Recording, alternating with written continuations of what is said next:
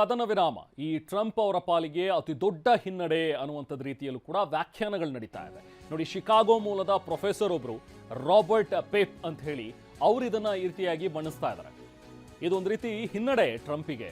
Iran ಜಗತ್ತಿನಲ್ಲಿ 4ನೇ ಅತಿ ದೊಡ್ಡ ಶಕ್ತಿಯಾಗಿ ಹೊರಹೊಮ್ಮಿದಂತೆ ಕಾಣಿಸ್ತಾ ಇದೆ. ಇದು ಅಮೆರಿಕಕ್ಕೆ ಅತಿ ದೊಡ್ಡ ಕಾರ್ಯತಂತ್ರದ ಸೋಲಿದು. ವಿಯೆಟ್ನಾಂ ಬಳಿಕ ಅಮೆರಿಕಾಗೆ ಅತಿ ದೊಡ್ಡ ನಷ್ಟ ಇನ್ಫ್ಯಾಕ್ಟ್ ಈ ಇರಾನ್ ಯುದ್ಧದಲ್ಲಿ ಆಗಿದೆ ಅನ್ನುವಂಥದ್ದನ್ನು ಅವರು ವ್ಯಾಖ್ಯಾನಿಸ್ತಾ ಇದ್ದಾರೆ. ಅಫ್ಕೋರ್ಸ್ ಹೌದು, ಯಾಕಂದ್ರೆ ಟ್ರಂಪ್ ಅವರ ಒಂದು ಮಾತುಗಳು, ಅವರು ಆಡಿದಂಥ ರೀತಿ, ಇದೆಲ್ಲವನ್ನೂ ಕೂಡ ಗಮನಿಸ್ತಾ ಹೋದ್ರೆ ಏನು ಅನ್ಕೊಂಡು ಹೋಗಿದ್ರು, ನಾನು ಡ್ರೈವರ್ ಸೀಟಲ್ಲಿ ಇರ್ತೀನಿ ಅನ್ನುವಂಥದ್ದನ್ನು ಏನು ಅನ್ಕೊಂಡು ಹೋಗಿದ್ರು ಟ್ರಂಪ್, ಅದಾಗಿಲ್ಲ. ಸೊ ಅದರಿಂದಾಗಿಯೇ ಬ್ಯಾಕ್ ಟು ಬ್ಯಾಕ್ ಅವರು ಯುದ್ಧ ಸ್ಟಾರ್ಟ್ ಆಗಿ ಒಂದು 2-3 ವಾರಗಳಲ್ಲೇ ಟ್ರಂಪ್ ಅವರಿಂದ ಸ್ಟೇಟ್ಮೆಂಟ್ಗಳು ಬರ್ತಾ ಹೋದ್ವು.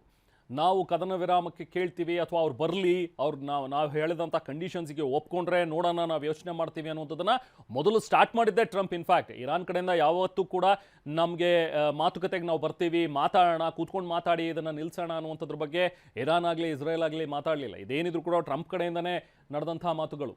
ಅದಾದ ನಂತರ ಹೋಗ್ತಾ ಹೋಗ್ತಾ ತಾವು ಹಾಕಿದಂತಹ ಕಂಡೀಷನ್ಸ್ ಏನಿತ್ತು ಅದನ್ನೆಲ್ಲವನ್ನೂ ಸಡಿಲ ಮಾಡ್ಕೊಂಡು ಬಂದು ನೆಕ್ಸ್ಟ್ ನೀವು ಹಾಕಿ ಕಂಡೀಷನ್ ನೋಡೋಣ, ಇದ್ರ ಬಗ್ಗೆ ಮಾತಾಡೋಣ ಅನ್ನೋ ಮಟ್ಟಕ್ಕೂ ಕೂಡ ಟ್ರಂಪ್ ಬಂದರು.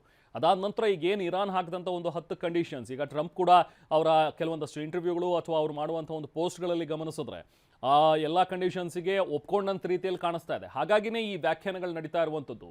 ನೋಡಿ, ರಾಬರ್ಟ್ ಪೇಪ್ ಅನ್ನುವಂಥವ್ರು ಕೂಡ ಅದನ್ನು ಹೇಳ್ತಾರೆ. ಈಗ ಇರಾನ್ ಜಗತ್ತಿನ 4ನೇ ದೊಡ್ಡ ರಾಷ್ಟ್ರವಾಗಿ ಈಗ ಹೊರಹೊಮ್ಮಿದೆ.